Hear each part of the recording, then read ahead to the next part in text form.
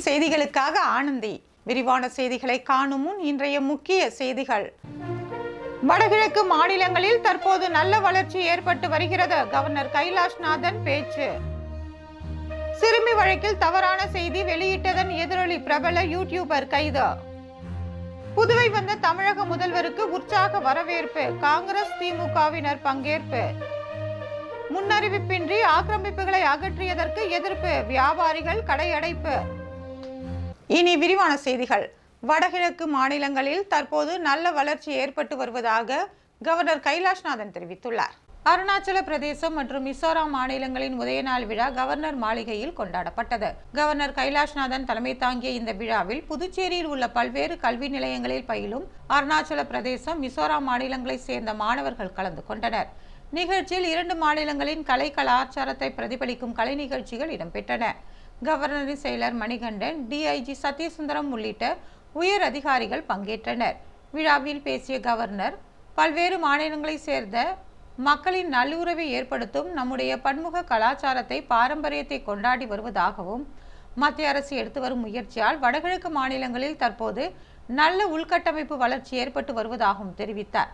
புதுச்சேரியின் வளர்ச்சிக்கு மக்கள் பங்காற்றி வருவதாகவும், வடகிழக்கு மாநில மக்களின் நலனை பாதுகாக்க புதுச்சேரி அரசு உரிய முயற்சிகளை மேற்கொள்ளும் என்றார்.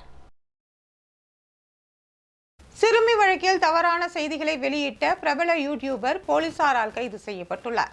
புதுச்சேரி மணவெளி தொகுதிக்குட்பட்ட தானாம்பாளையத்தில் செயல்பட்டு வரும் தனியார் பள்ளியில் 1ஆம் வகுப்பு பயிலும் 6 வயது சிறுமி அதே பள்ளியில் பணியாற்றி வந்த ஆசிரியரால் பாலியல் சீண்டலுக்கு ஆளாக்கப்பட்டார். சிறுமியிடம் பாலியல் சீண்டலில் ஈடுபட்ட ஆசிரியர் போக்சோ சட்டத்தில் கைது செய்யப்பட்டு சிறையில் அடைக்கப்பட்டார். இந்த விவகாரம் புதுச்சேரியில் பெரும் சர்ச்சையை ஏற்படுத்தியது. இந்நிலையில் பாதிக்கப்பட்ட சிறுமிக்கு உரிய நியாயம் கிடைக்க வேண்டும் என்று நல்லவாடு மீனவ கிராம மக்கள் மற்றும் பல்வேறு அமைப்பினர் தொடர் போராட்டங்களில் ஈடுபட்டனர். இதனால் பள்ளிக்கு சீல் வைத்து அதில் படிக்கும் மாணவர்கள் தொடர்ந்து தேர்வு எழுத மாவட்ட நிர்வாகம் மாற்று ஏற்பாடு செய்தது. இந்நிலையில் சிறுமியின் பாலியல் சீண்டலில் ஈடுபட்ட ஆசிரியர் இதுபோன்று வேறு ஏதேனும் மாணவர்களிடம் பாலியல் சீண்டலில் ஈடுபட்டுள்ளாரா என்பது உள்ளிட்ட கோரிக்கைகளை புகார் மனுவாக காவல்துறை டிஐஜி சத்யசுந்தரத்திடம் புதுச்சேரி அனைத்து மீனவ பிரதிநிதிகள் நேரில் சந்தித்து மனு அளித்தனர். குறிப்பாக அந்த மனுவில் சிறுமி பாலியல் சீண்டலில் வழக்கை திசை திருப்பும் விதமாக, அவதூறாகவும் மீனவ சமுதாய மக்களை இழிவுபடுத்தும் விதமாகவும் தொடர்ந்து செய்தியை வெளியிட்ட சென்னையை சேர்ந்த யூடியூபர் கார்த்திக் என்பவரை கைது செய்து விசாரணை நடத்த வேண்டும் என்று அவர்கள் வெளியிட்ட காணொலியை கொடுத்து கோரிக்கை விடுத்தனர். அதன் அடிப்படையில் விசாரணை செய்த தவளக்குப்பம் போலீசார் அவர் மீது வழக்கு பதிவு செய்து சைபர் கிரைம் போலீசாருடன் சேர்ந்து யூடியூபர் கார்த்திக்கை கைது செய்து விசாரணை நடத்தி வருகின்றனர். புதுவை வந்த தமிழக முதலமைச்சர் மு.க. ஸ்டாலினுக்கு புதுவை மாநில திமுகவினர் உற்சாக வரவேற்பை அளித்தனர். தமிழக முதலமைச்சர் மு.க. ஸ்டாலின் 2 நாள் அரசுமுறை பயணமாக கடலூரில் நடைபெற்ற விழாவிற்கு கலந்து கொள்ள புதுவை வழியாக சென்றார். கோரிமேட்டில் திமுக மாநில அமைப்பாளர் சிவாய தலைமையில் அவருக்கு உற்சாக வரவேற்பு அளிக்கப்பட்டது. தொடர்ந்து முதலமைச்சர் மு.க. ஸ்டாலின் ஹோட்டல் அக்கார்டிற்கு வந்தார். அங்கு சிறிது நேரம் ஓய்வெடுத்த அவரை திமுக மாநில அமைப்பாளர் சிவா தலைமையில் தமிழக முதலமைச்சரை நேரில் சந்தித்த புதுச்சேரி முத்தியால்பேட்டை தொகுதி திமுக முன்னாள் சட்டமன்ற உறுப்பினர் நந்தா சரவணன் அதிகாரப்பூர்வமாக தன்னை திமுகவில் இணைத்துக் கொண்டார். இந்நிகழ்ச்சியில் தமிழக அமைச்சர்கள் பொன்முடி, எம்.ஆர்.கே. பன்னீர்செல்வம் மற்றும் புதுச்சேரி சட்டமன்ற உறுப்பினர்கள் நாஜிம், திமுக அவைத்தலைவர் எஸ்.பி. சிவகுமார் மற்றும் சட்டமன்ற உறுப்பினர்கள் சம்பத், செந்தில்குமார், அனிபால் கென்னடி உள்ளிட்ட திமுக நிர்வாகிகள், முக்கிய பிரமுகர்கள் கலந்து கொண்டனர்.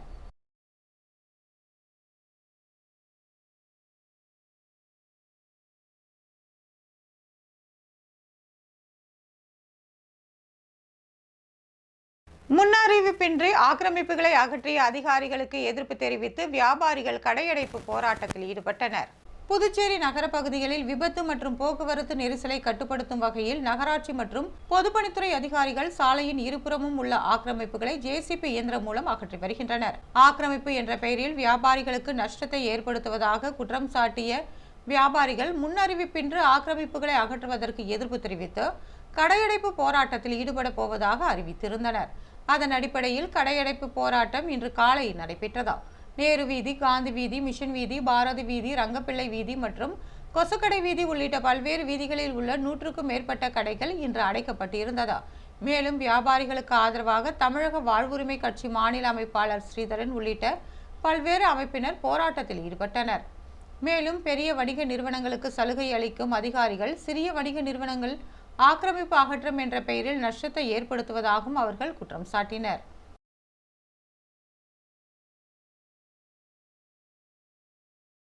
தமிழக முதலமைச்சர் ஸ்டாலினுக்கு மொரட்டாண்டி பகுதியில் திமுகவினர் உற்சாக வரவேற்பு அளித்தனர். தமிழக முதலமைச்சர் ஸ்டாலின் தமிழகத்தில் உள்ள பல்வேறு மாவட்டங்களில் கள ஆய்வு செய்து நலத்திட்ட உதவிகளை வழங்கி வருகிறார். இந்நிலையில் இன்று கடலூர் மாவட்டத்திற்கு 2 நாள் அரசுமுறை சுற்றுப்பயணமாக வருகை தந்து பல்வேறு நலத்திட்ட உதவிகளை வழங்கினார். இந்நிலையில் திண்டிவனம் புதுச்சேரி வழியாக கடலூருக்கு சென்ற தமிழக முதலமைச்சர் மு.க. ஸ்டாலினுக்கு விழுப்புரம் மத்திய மாவட்ட திமுக பொறுப்பாளர் லட்சுமணன் தலைமையில் விழுப்புரம் மாவட்டம் மொரட்டாண்டி சுங்கச்சாவடி பகுதியில் உற்சாக வரவேற்பு அளிக்கப்பட்டது. மேலும் திமுக நிர்வாகிகள் 5000த்திற்கும் மேற்பட்ட பொதுமக்கள் சாலையோரங்களில் 3 கிலோமீட்டர் தூரத்திற்கு அணிவகுத்து நின்று உற்சாக வரவேற்பு அளித்தனர். இந்நிகழ்ச்சியில் வானூர் சேர்மன் உஷா, PRT முரளி, முன்னாள் வானூர் ஒன்றிய பெருந்தலைவர் VMR சிவா, PKT முரளி, திருவக்கரை பாஸ்கர், ஒன்றிய கவுன்சிலர் காமாட்சி விஜயரங்கம், பூத்துறை ஊராட்சி மன்ற தலைவர் உதயகுமார் உள்ளிட்ட பலர் கலந்து கொண்டனர்.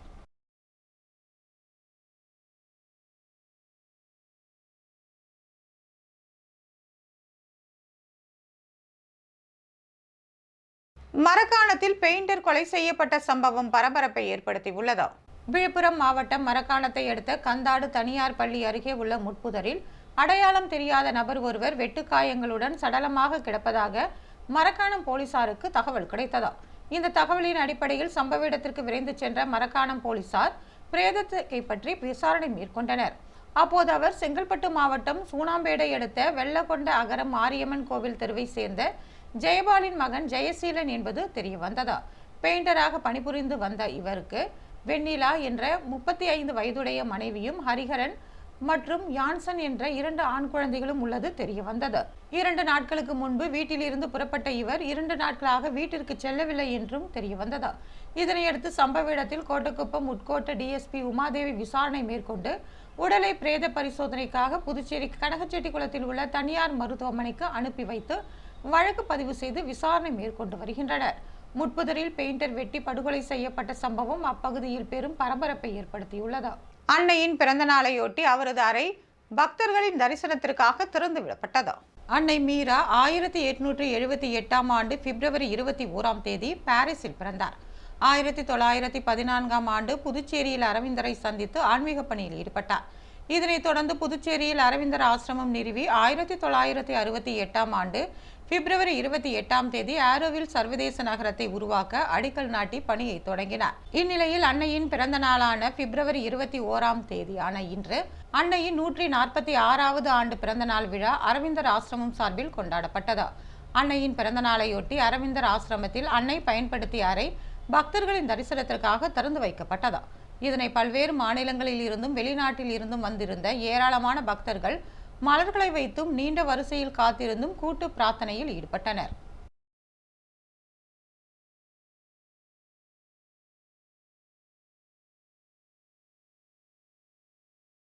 மாமூல் கேட்டு மிரட்டிய 3 ரவுடிகளை போலீசார் கைது செய்துள்ளனர்.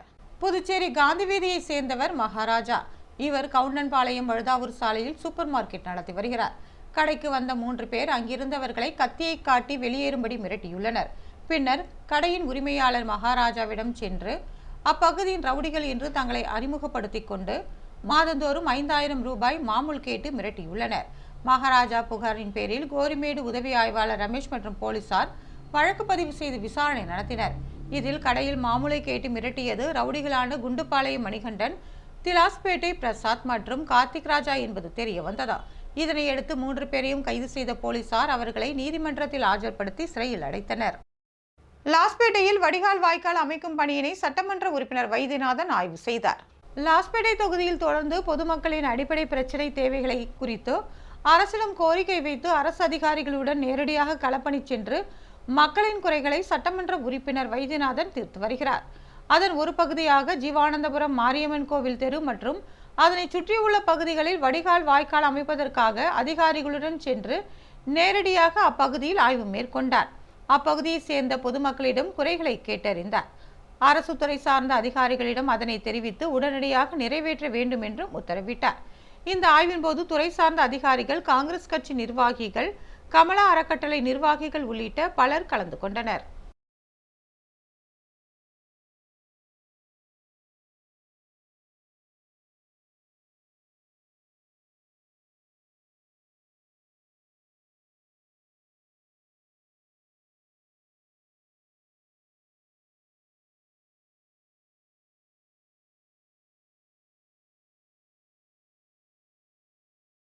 மத்திய பட்ஜெட்டிற்கு கண்டனம் தெரிவித்து இடதுசாரி கட்சியினர் ஆர்ப்பாட்டத்தில் ஈடுபட்டனர். மக்கள் விரோத பட்ஜெட்டை கண்டித்து ஏழை எளிய உழைப்பாளி மக்களை பாதுகாப்பதற்கான மாற்று ஆலோசனைகளை முன்வைத்தோம். இந்திய இடதுசாரி கட்சிகள் பிரச்சார இயக்கத்தினை நாடு முழுவதும் நடத்தி வருகிறதா? அதன் ஒரு பகுதியாக மத்திய பாஜக அரசின் மக்களுக்கு துரோகம் இழைக்கும் பட்ஜெட்டை கண்டித்தும் இடதுசாரி கட்சிகள் சார்பில் பிரச்சார இயக்கம் நடத்தப்பட்டதா? சுதேசி மில் அருகே சிபிஐ, சிபிஎம், சிபிஐஎம்எல் ஆகிய கட்சிகள் மக்கள் விரோத பட்ஜெட்டை கண்டித்ததுடன் மாற்று முன்மொழிவுகளை முன்வைத்து பிரச்சார இயக்கத்தினை தொடங்கினர்.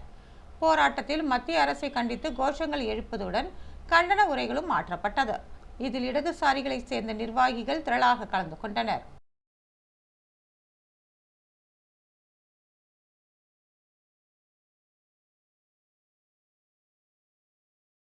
முன்னாள் சட்டமன்ற உறுப்பினர் நடராஜரின் நினைவு தினம் அனுசரிக்கப்பட்டது. புதுச்சேரி மாநிலம் வில்லியனூர் பகுதியில் முன்னாள் சட்டமன்ற உறுப்பினரும் முன்னாள் வில்லியனூர் கொம்யூன் பஞ்சாயத்து தலைவருமான நடராஜனின் 2ஆம் ஆண்டு நினைவு தினம் அனுசரிக்கப்பட்டது. பூக்கடை சண்முகம், அபிராமி ஆறுமுகம் ஆகியோர் தலைமையில் நடைபெற்ற இந்த நிகழ்ச்சியில் திரளான பொதுமக்கள் கலந்து கொண்டு அலங்கரித்து வைக்கப்பட்டிருந்த நடராஜன் திருவுருவப் படத்திற்கு மாலை அணிவித்து மலர் தூவி மரியாதை செலுத்தினர். சிறப்பு விருந்தினராக ஏபிசி சங்கர் கலந்து கொண்டு அன்னதானம் வழங்கும் நிகழ்ச்சியை தொடக்கி வைத்தார். இந்நிகழ்ச்சியில் தனுசு, சரவணன், பூக்கடை ரமேஷ், தலப்பாக்கட்டு கோவிந்து, தமிழ், சுந்தரேசன் உள்ளிட்ட பலர் கலந்து கொண்டனர். இதனைத் தொடர்ந்து பொதுமக்களுக்கு அன்னதானம் வழங்கப்பட்டது.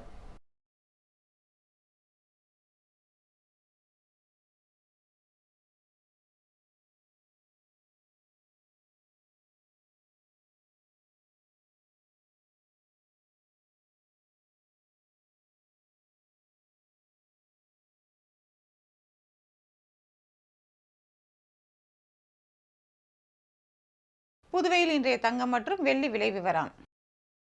தங்கம் 1 கிராம் 8025 ரூபாய். ஒரு சவரன் தங்கம் 64,200 ரூபாய். வெள்ளி 10 கிராம் 1060 ரூபாய். மீண்டும் இன்றைய முக்கிய செய்திகள். வடகிழக்கு மாநிலங்களில் தற்போது நல்ல வளர்ச்சி ஏற்பட்டு வருகிறது. கவர்னர் கைலாஷ்நாதன் பேச்சு. சிறுமி வழக்கில் தவறான செய்தி வெளியிட்டதன் எதிரொலி பிரபல யூடியூபர் கைது. புதுவை வந்த தமிழக முதல்வருக்கு உற்சாக வரவேற்பு. காங்கிரஸ், திமுகவினர் பங்கேற்பு. முன்னறிவிப்பின்றி ஆக்கிரமிப்புகளை அகற்றியதற்கு எதிர்ப்பு. வியாபாரிகள் கடை அடைப்பு. இத்துடன் செய்திகள் நிறைவு பெறுகிறது. வணக்கம்.